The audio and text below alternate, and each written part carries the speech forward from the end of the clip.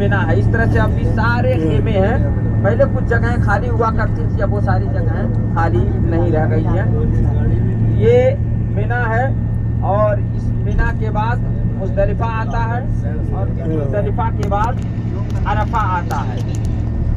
اور پھر مینا سے جو شروعات کرتے ہیں یہاں سے, یہاں آ کر کے یوم الترویہ جس کو کہتے ہیں, 8 تاریخ کو یہاں سے قیام, اصل جو حج کا وہ ہے وہ 8 تاریخ کو یہاں قیام کرتے ہیں. 9 تاریخ کو صبح میں عرفات جاتے ہیں, اور پھر سورج ڈوبنے سے پہلے عرفات سے واپس ہو کر کے بیچ میں, جو اس کے بعد اور عرفات کے بیچ میں مزدلفہ پڑتا ہے, وہاں رات گزارتے ہیں. مبیت مزدلفہ میں ہوتا ہے.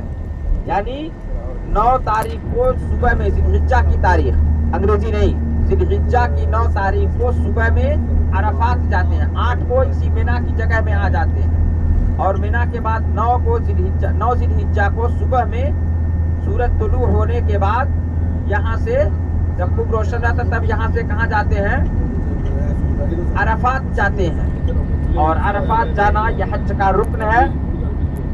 اللہ کے نبی صلی اللہ علیہ وسلم نے کہا الحج عرفہ, تو وہاں جاتے ہیں. اور پھر واپسی وہاں مغرب کی نماز نہیں پڑھتی, وہاں ظہر اور عصر کی نماز ایک ساتھ جمع بین الصلاتین کر کے اور قصر کے ساتھ اللہ کے نبی صلی اللہ علیہ وسلم نے پڑھا اس کو پڑھتے ہیں.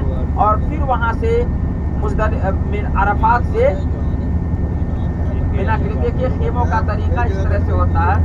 یہ خیمے, یہ ابھی صرف اوپر کی ٹوکری دکھ رہی ہے. جب ایام حج کے آتے ہیں تو اس کو باقاعدہ وہ جو ہے, جس طرح سے کچھ خیمے ہیں جس میں لگے ہوئے ہیں پردے کی طرح سے, تو پردہ ایک جو, اور یہ کیا کہتے ہیں اس کو, فائر پروف وہ ہے.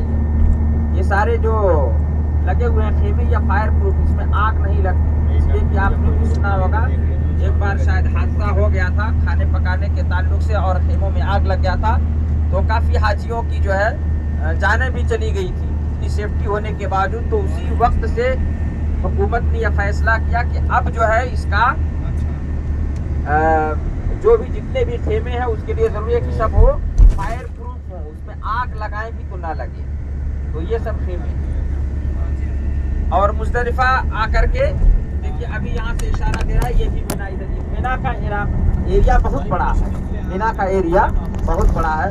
اور یہاں تک کہ جو عزیزیہ کا آخری حصہ ہے اس کو بھی تقریباً مینا ہی کے اس میں حدود میں جو ہے, اگر یہاں حاجیوں کی وہ ہوتی ہے تو اس کو وہاں بھی رکھ لیتے ہیں, اور مینا میں بصورت اضطراری اس کو بھی مینا شمار کر دیتے ہیں. اور وہاں سے تو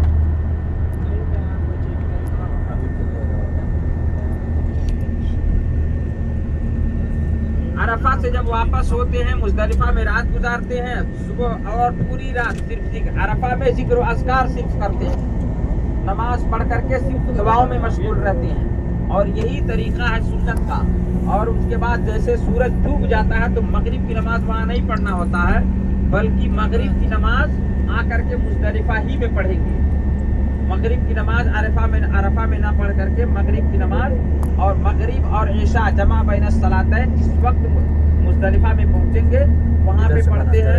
اور پھر پوری رات آرام کرنے کے لیے سوتے ہیں. اسی لیے کہا فاذکروا اللہ عند المشعر الحرام, اور وہ مشعر حرام جو ہے پھر صبح کے وقت مزدلفہ میں ہے, اس مشعر حرام کے پاس وہ رات گزارتے ہیں. پھر اس کے بعد صبح فجر کی نماز پڑھتے ہیں. صبح کی فجر کی نماز پڑھ کے ذکر و اذکار کر کے, اور اس کے بعد وہاں سے پھر اگر مناسب ہوتا ہے, اگر امکان ہے تو وہاں سے کنکریاں لے لیا. نبی صلی اللہ علیہ وسلم کے زمانے میں کنکری وہیں سے لے لیے, اور اس کے بعد لیکن یہ کوئی واجب نہیں کہ وہیں سے کنکری ہونی چاہیے, کنکری ہو کہیں کی بھی ہو کنی اس میں, تو وہاں سے کنکری لے لیتے ہیں. اور اس کے بعد پھر جاتے ہیں پھر واپس اسی مینا میں جہاں سے ہم لوگ آئے, اور جمرات پہ جاتے ہیں. جمرات کو ابھی پہلے جو کھلا ہوا تھا, لیکن ابھی جو ہے آسانی کے لیے اس کو باقاعدہ کئی دور بنائے ہیں, تو اس میں جو ہے باہر سے اتنا جو ہے اچھی طرح نہیں دکھتا ہے, اندر ہی جانا پڑتا ہے تبھی دکھتا ہے. تو وہ کنکری وہاں مارتے ہیں پہلے بڑے جمرے کو پہلے دن, اور پھر کنکری مارنے کے بعد قربانی, اور قربانی کرنے کے بعد پھر قربانی کرنے کے بعد سر کا بال نکالتے ہیں اور اس کے بعد یہ تحلل اصغر یعنی چھوٹا حلال ہو جاتے ہیں. یعنی آپ سب کچھ کر سکتے ہیں, بال کاٹ سکتے, ناخن کاٹ سکتے تھے, لیکن سوائے بیوی سے ہم مستری کے علاوہ باقی سب کر سکتے ہیں. اگر اسی دن گئے مکہ طواف افاضہ بھی کر لیا اور سب کچھ کر لیا تو کہا وہ تحلل اکبر بھی ہو جاتا ہے, سب کچھ کر سکتے ہیں. تو یہ چیزیں تھی مختصر, اور اسی جو ہے ایریا سے ہم لوگ گزر رہے ہیں تو ہم لوگوں نے مختصر طور پہ حج کے کچھ چیزیں بھی جان لی. تو بات چل رہی تھی نماز کی. نماز بڑی اہم عبادت ہے.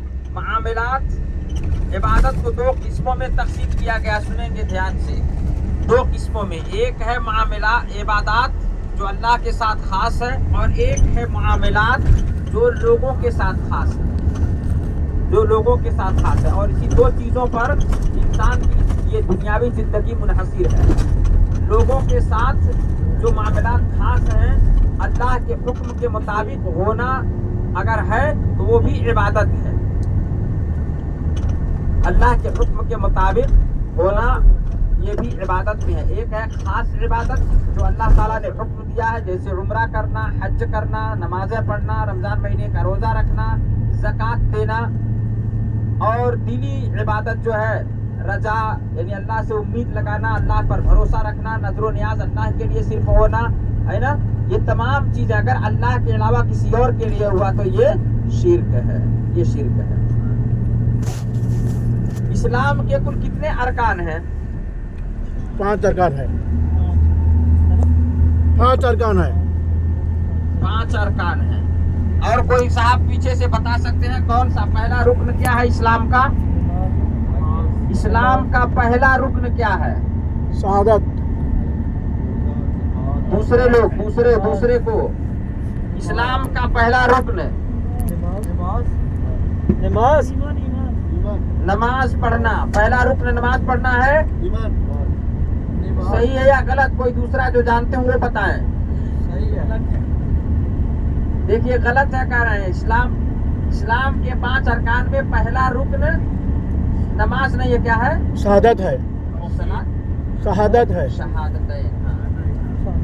پہلا رکن شہادتین ہے. 2 کلمہ, دونوں گواہی دینا, یعنی کلمہ اللہ پر اور اللہ کے رسول پر گواہی دینا. اشہد ان لا الہ الا اللہ و اشہد ان محمد رسول اللہ. یہ 2 شہادت, ایک اللہ کی وحدانیت کی گواہی اور اسی کی عبادت اور عبودیت کی, اور دوسرا ہے